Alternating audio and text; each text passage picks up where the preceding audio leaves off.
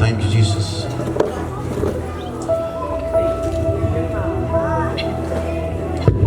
సంతోషంగా ఉన్నారు అందరూ కూడా? హల్లెలూయా, థ్యాంక్ యూ జీసస్. మేమందరం చేరి దేవుడిని స్తుతించి పాడి దేవుడిని మహిమపరచబోతున్నాం. మీరు కూడా సంతోషంగా మాతో కూడా పాడాలని మనవి చేస్తున్నా.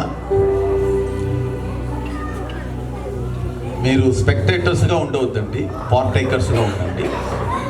సందర్శకులుగా ఉండవద్దండి, పాలిభాగస్తులుగా ఉండండి. అర్థమవుతుందా?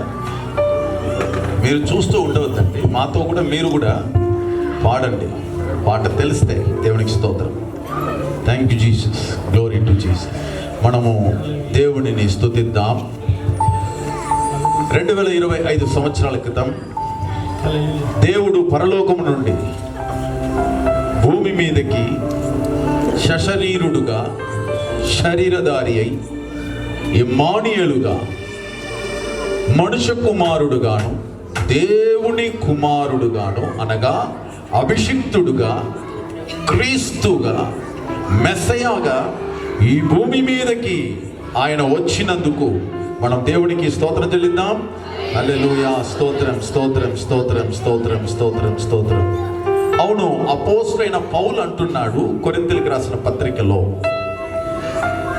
చెప్పశక్యము కాని ఆయన వరమునకు దేవునికి స్తోత్రము కలుగునుగా. కానీ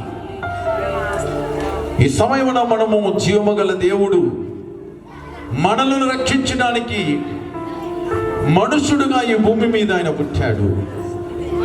33.5 సంవత్సరం ఆయన మానవుడుగా ఈ భూమి మీద పరిశుద్ధముగా, పాపము లేనివాడుగా ఆయన జన్మించి, ఆయన ఎదిగి